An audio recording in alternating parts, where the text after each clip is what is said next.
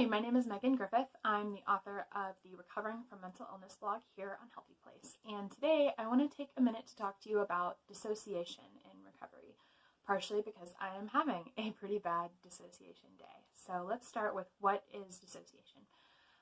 It is when your brain is overwhelmed somehow by something that's distressing you, and instead of coping with that, it finds a way to escape. So it might just sort of detach from reality going on around you. You might sink into daydreams, or you may just feel really numb and disconnected and out of it. So that has been my experience today. I'm having a really hard time forming coherent thoughts. I'm having a really hard time focusing on things going on around me because I don't really feel connected to my body in any way.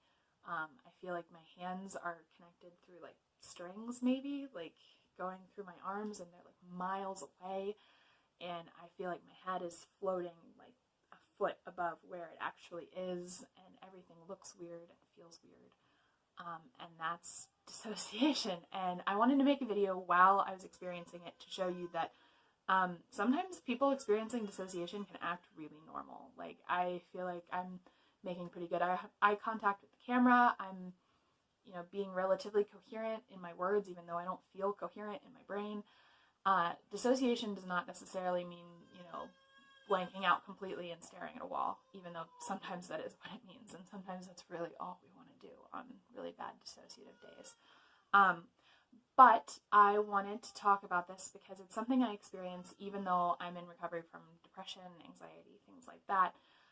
Dissociation is sometimes a way my brain copes with these things when I'm just not really ready to cope with it. And it's happening more and more with the quarantine and everything going on because therapy is few and far between, and you can't get out to see your support system. So instead my brain is just like, okay, peace out.